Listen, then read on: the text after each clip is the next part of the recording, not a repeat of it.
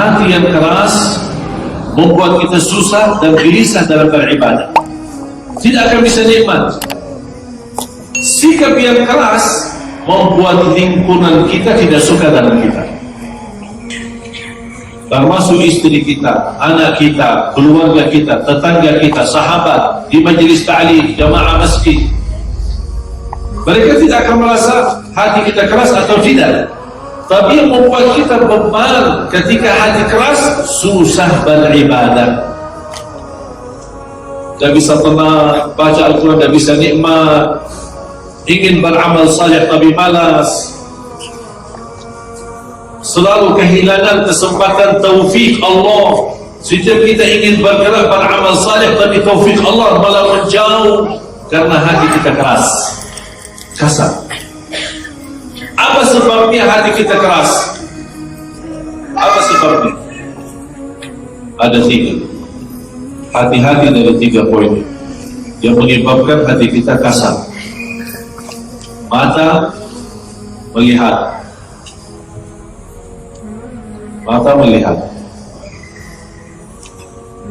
apalagi sekarang di sosial media bebas.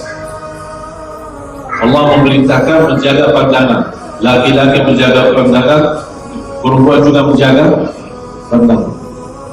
Apa yang terjadi? Bebas mata. Lihat kanan kiri, sosial media bebas, TV bebas. Tanpa kita sadar, membuat mata itu, setiap pandangan mata itu panah dari iblis, dari setan. Satu fakta. Kalau kita segera menutupi dengan istighfar, karena melihat pandangan pertama halal, tapi jangan terlalu panjang yang halal itu.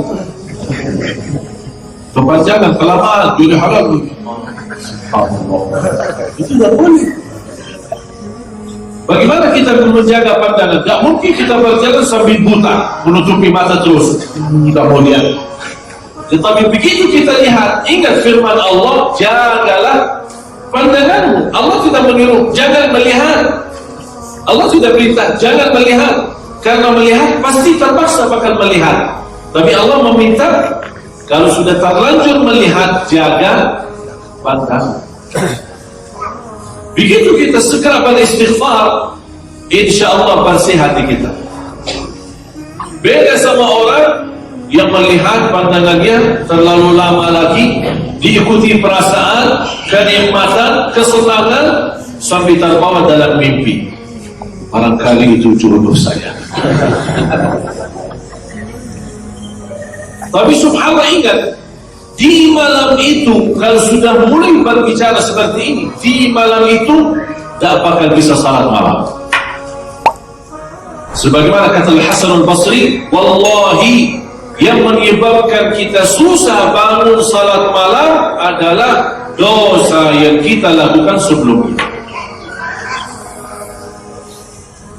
Bahkan kata beliau, kalau sudah saya mulai melihat perubahan akhlak istri dan anakku, saya langsung ingat dosa apa yang saya lakukan sampai istri dan anakku berubah akhlak. Begitu luar biasa mereka muhasabah.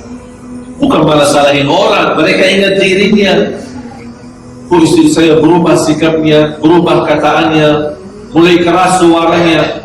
Dia bukan salahin istrinya, dia langsung bertanya diri, dosa apa yang saya lakukan? Tahu nggak jamaah sekalian dosa mereka apa? Langsung ingat Al-Hasan Al-Basri. Oh, saya ingat tadi masbuk.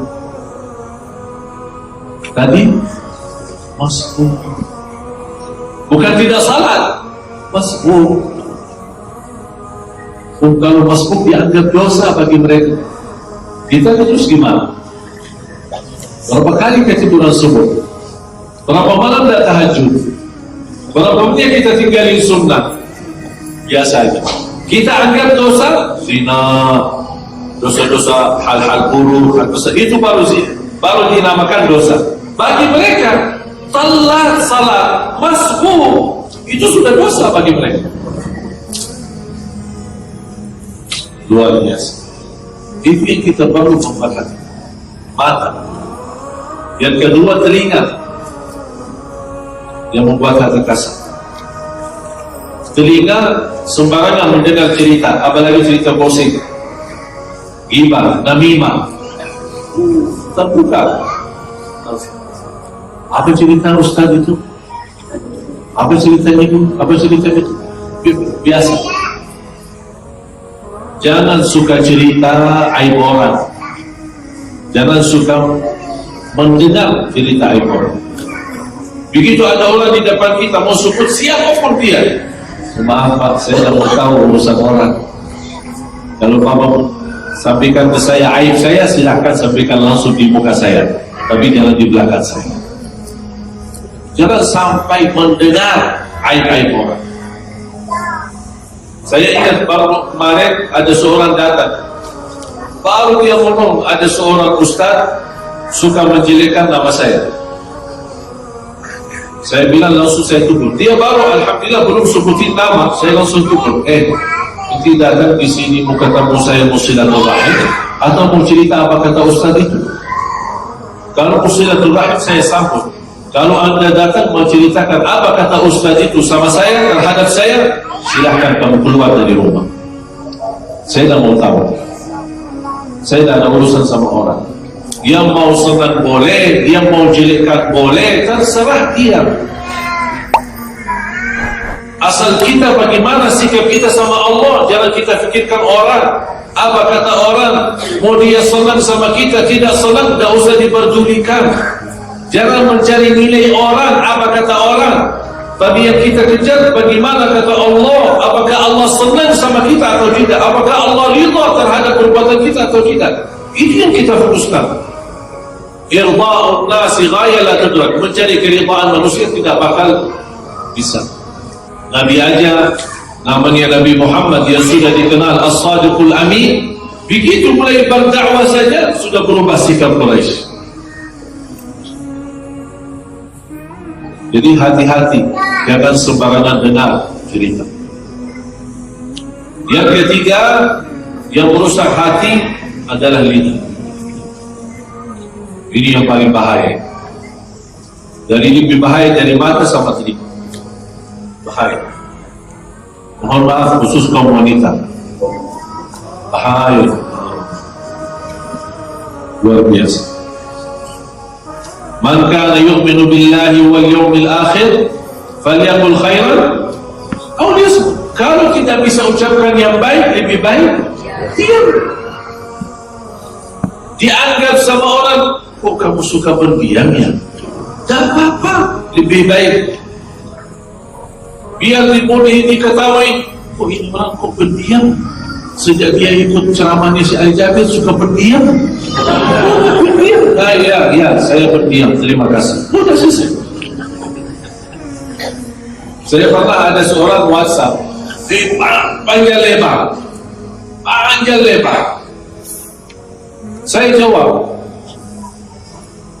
tapi sepertinya dia tidak puas terhadap jawaban saya. Tanya lagi. Akhirnya saya jawab, maaf saya tidak tahu. Dan saya tidak malu kalau saya jawab tidak tahu. Kalau memang tidak tahu, ya tidak tahu. Tidak usah bilang pura-pura tahu atau jawab yang tidak benar. Udah, saya tidak tahu. Masa Syekh terkenal tidak tahu? Saya tidak jawab, saya diam. Kan Ustaz kan faham agama, kok tidak tahu? Saya tetap tidak jawab. Kok kamu suka baca WhatsApp tapi tidak balas-balas sih? Sampai mulai agak bicaranya kasar. Akhirnya ujung-ujungnya saya hanya berkata terima kasih. Oh, terima kasih. Udah, saya tidak jawabkan. Sampai berhari-hari masih WhatsApp. Sampai dia kayaknya antum mau blokir ya. Saya bilang insya Allah tidak bakal blokir, tapi sikap saya tetap berbuat baik sama semua orang. Tidak usah panjang lebar. Orang berkata kita bodoh, terima kasih. Alhamdulillah Allah Maha tahu apakah saya bodoh atau tidak.